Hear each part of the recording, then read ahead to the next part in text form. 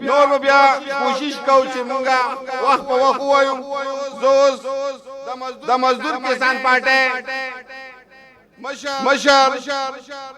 جناب افضل شاه خاموش صاحب راغواړم د لاسونو په پړاکه کې افضل شاه خاموش صاحب.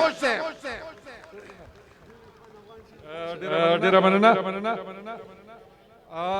ملګرو. یقینا د 400 په سیاست کې د یو دریو میاشتو نه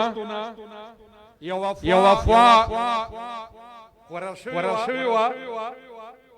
چې دې وار دبه د آیات شرپاو برسی پاغه شکل کې نه څنګه چې وړاندې بوا نو کزه یې سم نویم نو څوک خو دا خبر ورسوي چې یو په دوه باندې وشوله ځکه چې ستاسو په وجه به ناکامیابه وه. د پارټۍ ټولو کارکنانو او مشرانو منتظمینو ته مبارکي ورکوم چې د یو کس په 15 کلیزه باندې راټول شو. څوک چې یو سوچو یو نظریه او یقینا د غریبو درد او خوږ باندې خوږېده په یو داسې کس باندې راټول شو د چا د سیاست محور چې د عوامي جمهوریت لپاره د چا سوچ چې دا چې په دې ملک کې تر څو پورې سوشلیزم راغلی تر هغه وخته پورې یو مسلم نال کېږي او په هغه سوچ باندې خلکو هغه سره شو او هغه مقام ته ورسو کم مقام کې ډېرو کمو خلکو په نصیب کېږي. ملګرو د بده مرګه 15 کاله پس د آیات محمد خان شیرپاو په صوبه کې په خار کې په کلي کې پښتون هم د هغه مسلو سره مخ دی کم چې د هغه په ژوند کې د خپل ځان قرباني د هغې مسلو د حل کولو لپاره ورکړې وه. ملګرو ګورو یو افریده کړنو ګورو یو لا قانونیت دی کړنو ګورو د تپوس نشته کړنو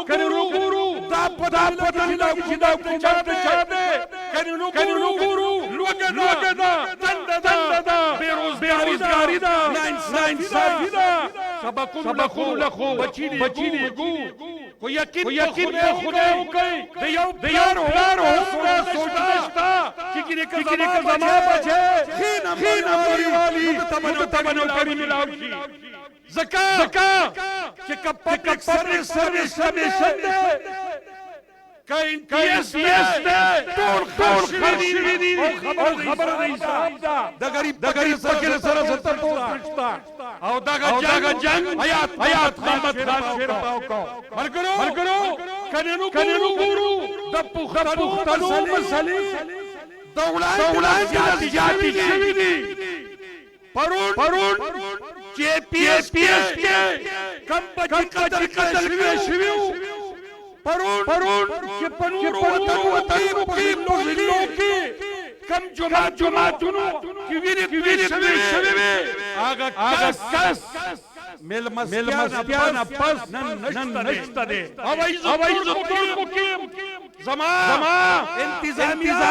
زما حکومت زما سکیورټي ایجنسۍ تردید چې نه دا په خلکو کې نشته او دا نه وایي فکري دانې ترتیدلې د دې مطلب دا دی چې زمونږ دوی ته بیا سبونه درستېږي. ملګرو در یو کېدو وخت دی. نن هم پښتانه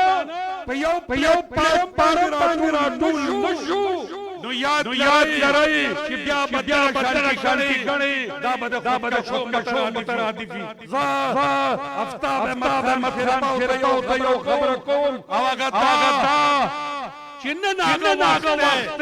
چې د پښتنو راټو لپاره کلی پکړي کور کوڅه